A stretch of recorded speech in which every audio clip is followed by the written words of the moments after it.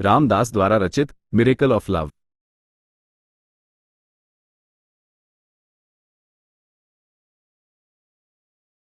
Introduction.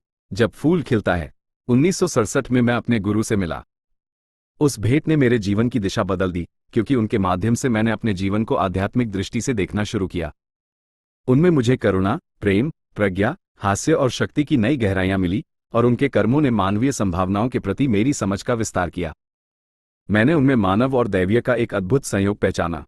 हमारी पहली भेंट के बाद मैं भारत में ही रहा, जितना उनके निकट रहने की अनुमति मुझे मिली, और अमेरिका लौटने से पहले 5 और महीनों तक उनके पास रहा।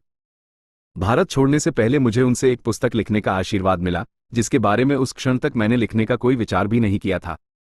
पश्चिम लौटकर मैंने अनेक समान चेतना वाले आत्माओं को पाया, जो खुले मन से वह साझा करने को तैयार थे जो मुझे मिला था, और उनके आशीर्वाद तथा लोगों की प्यास से बीहे नाव का जन्म हुआ। 1970 में मैं फिर भारत लौटा, और फरवरी 1971 से मार्च 1972 तक, कभी साथ कभी दूर, उनके सान्निध्य में रहा, जब तक कि मेरा वीजा समाप्त नहीं हुआ और मुझे देश छोड़ना पड़ा। किंतु उनके साथ हो या उनसे दूर, वे मेरी आध्यात्मिक जागृति के स्रोत और प्रेरणा बने रहे। आरंभ से ही मैं उन्हें दूसरों के साथ साझा करना चाहता था, किंतु प्रारंभ में उन्होंने मुझे लोगों को सीधे उनके पास लाने से मना किया। फिर भी कुछ पश्चिमी लोग, लगभग कुछ 100, किसी तरह उनके पास पहुंचे और अपने अस्तित्व की गहराइयों में उसी प्रकार स्पर्शित हुए जैसे मैं हुआ था। 11 सितंबर 1973 को उनका देहावसान हुआ, या जैसा भारतीय कहते हैं, उन्होंने अपना शरीर छोड़ दिया। उनकी देह के अभाव ने मेरे जीवन पर उनके प्रभाव को कम नहीं किया। इसके विपरीत, हर बीतते वर्ष के साथ मैंने उनकी उपस्थिति, मार्गदर्शन, प्रेम और, जब भी मैं स्वयं को बहुत गंभीरता से लेने लगता, उनकी ब्रह्मांडीय खिलखिलाहट को और अधिक अनुभव किया। इससे यह संभावना प्रतीत हुई कि वे लोग भी, जिन्होंने उन्हें शरीर में कभी मिला नहीं, उनसे उसी प्रकार स्पर्शित हो सकते हैं। यह अनुमान अनेक लोगों द्वारा पुष्ट हुआ, जिन्होंने बताया कि पुस्तकों, व्याख्यानों, टेपों और भक्तों से व्यक्तिगत संपर्क के माध्यम से उन्होंने उन्हें इस तरह अनुभव किया, जिसने उनके जीवन को अनुग्रहित किया। मैं उन्हें अपना गुरु कहता हूं, किंतु वास्तव में मैं उन्हें या हमारे संबंध को इतने औपचारिक रूप में नहीं सोचता। मेरे लिए वे बस महाराज जी हैं, एक ऐसा संबोधन जिसका अर्थ महान राजा है, जो भारत में इतना सामान्य है कि अक्सर चाय वाले को भी इसी नाम से पुकारा जाता है। हम में से जो महाराज जी के साथ रहे, वे भारत या पश्चिम में बार बार मिलते हैं। बातचीत अनिवार्य रूप से उनकी स्मृतियों की ओर मुड़ जाती है। एक के बाद एक कथा बह निकलती है, और हर कथा मौन, हंसी या विस्मय से विराम पाती है, जब हम उसकी गहराई और सौंदर्य का आस्वाद लेते हैं। उन क्षणों में वातावरण जीवित आत्मा से भर जाता है, और हम जानते हैं कि वे हमारे बीच हैं। अपनी यात्राओं में मैं अब हजारों जागृत प्राणियों से मिला हूं, जिनकी खुले हृदय की ग्रहणशीलता मुझे महाराज जी के साथ उस आत्मीयता को साझा करने की प्रेरणा देती है, जिसे उनकी कथाएं जन्म देती हैं। फिर भी अब तक उनके बारे में बहुत कम कथाएं, मुख्यतः मेरे निजी अनुभवों से संबंधित, मुद्रित हुई हैं। इसी स्थिति को सुधारने के लिए ये पुस्तक आरंभ की गई। उनके देहावसान के तुरंत बाद मैंने कुछ पश्चिमी मित्रों को भारत भर में कथाएं एकत्र करने के उनके प्रयास में प्रोत्साहित किया। उन्होंने लगभग 400 कथाएं जुटाईं, किंतु उस समय अनेक भारतीय भक्त उनके बारे में बोलने में संकोच कर रहे थे। वे हमेशा उनके बारे में अधिक बोलने से मना करते थे, और यह संकोच तब भी बना हुआ था। 1976 में हम दोबारा भारत पहुंचे और प्रसन्नता के साथ पाया कि अनेक भारतीय भक्त, जिन्होंने उन्हें हमसे कहीं अधिक समय और गहराई से जाना था, अब स्वतंत्र रूप से अपनी कथाओं का खजाना साझा करने लगे थे। उस समय हमने 1200 कथाएं एकत्र की। इसके बाद एक अन्य पश्चिमी मित्र की सहायता से पूर्व और पश्चिम से 400 और कथाएं जोड़ी गईं, जिससे कुल कथाओं, संस्मरणों और उद्धरणों की संख्या 100 से अधिक भक्तों के साक्षात्कारों पर आधारित 2000 से अधिक हो गई। निस्संदेह 100 भक्त भी उन हजारों का केवल एक अंश हैं जिन्हें महाराज जी ने अपने जीवन काल में स्पर्श किया, जिनमें से प्रत्येक के पास कोई अनमोल स्मृति और पहेली का एक टुकड़ा है।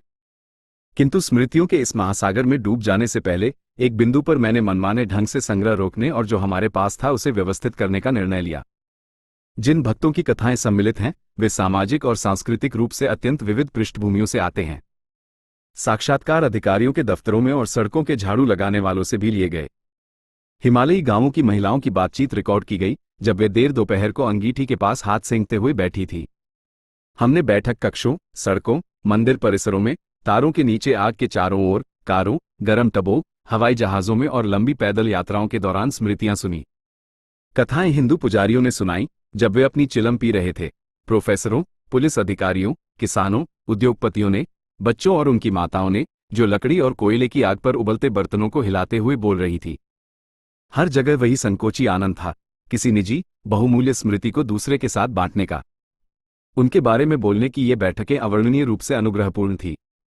इन कथाओं को एकत्र करने के बाद अगला प्रश्न था, इस विशाल सामग्री को कैसे प्रस्तुत किया जाए। 3 वर्षों तक मैं इस समस्या से जूझता रहा, लिखता मिटाता रहा। प्रारंभिक प्रयास एक व्यक्तिगत कालक्रम जैसा था, पर वो संरचना समस्त सामग्री को सहज रूप से समेट नहीं पा रही थी और साथ ही बहुत सा ऐसा भी जोड़ना पड़ रहा था जो अप्रासंगिक लगता था। तब मैंने फिर से आरंभ किया, इस बार अपने व्यक्तिगत अनुभवों को केवल अतिरिक्त कथाओं के रूप में रखते हुए और चयनित कथाओं को विषयगत शीर्षकों के अंतर्गत समूहित करते हुए। परिणामस्वरूप ये संकलन सामने आया।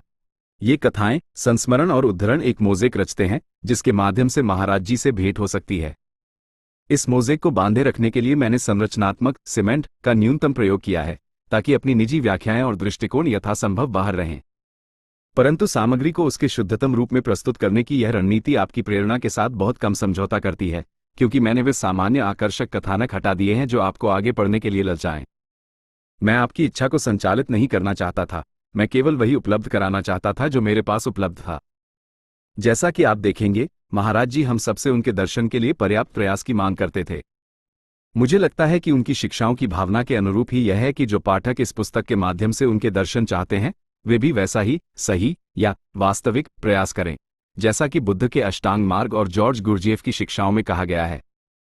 यदि आप इस पुस्तक के पास इस आकांक्षा के साथ आते हैं कि उनसे मिलें और ऐसे दर्शन करें जो आपके जीवन को, जैसा कि हमारे जीवन को, गहराई से बदल दे, तो आप इस पुस्तक के साथ धीरे धीरे और गहराई से काम करना चाहेंगे। मैं केवल इतना आश्वासन दे सकता हूं कि मेरी दृष्टि में हर कथा में कोई न कोई शिक्षा निहित है और वह मनन के योग्य है।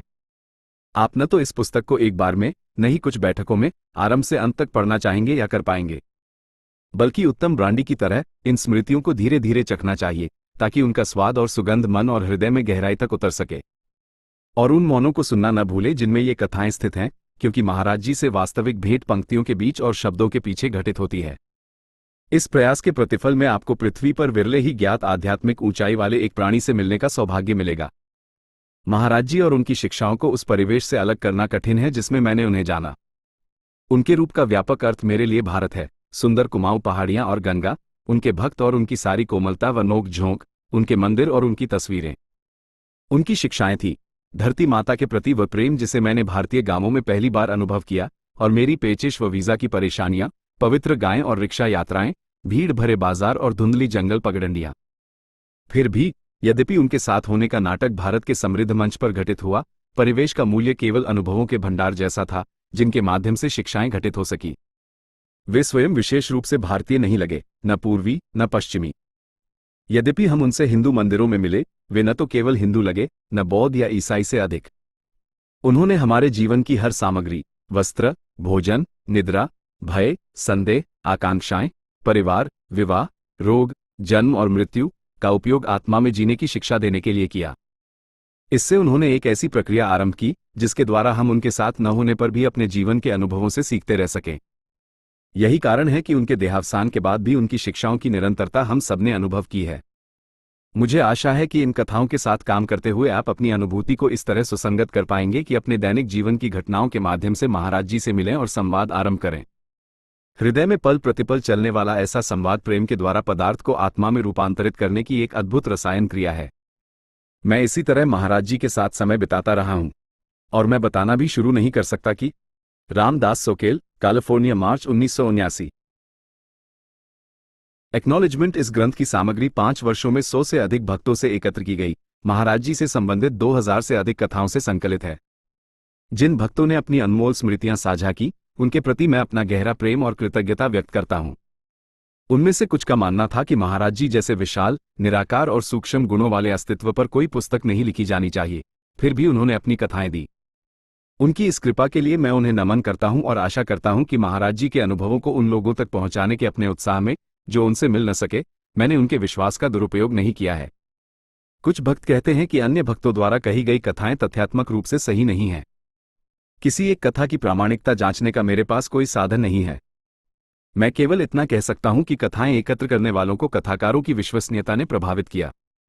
यद्यपि इस पांडुलिपि की जिम्मेदारी पूर्णतः मेरी है, फिर भी मैं अपने मित्रों की प्रेमपूर्ण सहायता को कृतज्ञता सहित स्वीकार करता हूं।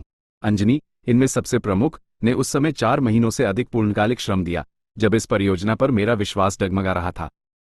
महाराज जी के प्रति उनका प्रेम इस पांडुलिपि में अनेक रूपों में समाया है।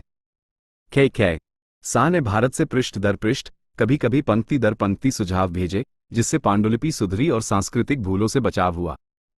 उनकी भक्ति और प्रेमपूर्ण प्रयासों ने मुझे बहुत पोषित किया। चैतन्य ने 1973 में और 1976 की एक घटनापूर्ण भारत यात्रा में मेरे साथ कथाएं एकत्र की। उन्होंने पांडुलिपि के एक प्रारंभिक रूप की समीक्षा की और कृपापूर्वक अपनी कविता subtle is the path of love शामिल करने की अनुमति दी। सरस्वती रोसली रैनसम ने टेप रिकॉर्डर के साथ भारत और अमेरिका की यात्राएं की, जिससे हमारी कथा पुस्तकालय अत्यंत समृद्ध हुआ। कृष्णदास, रॉय बॉनी, रामेश्वर दास और प्यारी लाल सा ने अपनी तस्वीरों के खजाने से साझा किया। लिलियन, सैंडी और ज्योति ने प्रेमपूर्वक पांडुलिपि टाइप की। रामदेव, सुब्रमण्यम और गिरिजा, कृष्ण और मीरा तथा सोमा कृष्ण ने प्रारंभिक चरणों में उपयोगी समीक्षाएं दी। बिल व्हाइटहेड ने इस पुस्तक का संपादन महाराज जी के प्रति भक्तों के अंतरंग प्रेम और पाठक की नवीनता दोनों के प्रति संवेदनशीलता के साथ किया। 3 वर्षों तक वे उन परिवर्तनों के प्रति धैर्यवान रहे जो मुझे ऊपर से निर्देशित प्रतीत होते थे, किंतु उन्हें शायद किसी और चिंताग्रस्त लेखक की मनोवृत्तियां लगे हों। मुझे आशंका है कि महाराज जी के अनेक भक्त इस पुस्तक में वह महाराज जी न पाएं जिन्हें वे अपने हृदय में जानते हैं। मैं केवल उनकी सहनशीलता की याचना कर सकता हूं, क्योंकि यह पुस्तक उनके लिए है जिन्होंने महाराज जी से कभी भेंट नहीं की। जिन्होंने की है, उनके लिए किसी पुस्तक की आवश्यकता नहीं। कभी कभी इस उपक्रम का साहस मुझे लगभग अभिभूत कर देता था। फिर भी महाराज जी के कार्य विधान को जानते हुए मैं इस विश्वास के साथ आगे बढ़ा कि उनके आशीर्वाद के बिना ये पुस्तक प्रकट ही नहीं हो सकती। इस पुस्तक में सर्वत्र दिखाई देने वाला प्रतीक राम महाराज जी की हस्तलिखित डायरी से लिया गया है। A moment with the beloved and the river changes its course. प्रियतम के साथ एक क्षण और नदी अपना मार्ग बदल लेती है।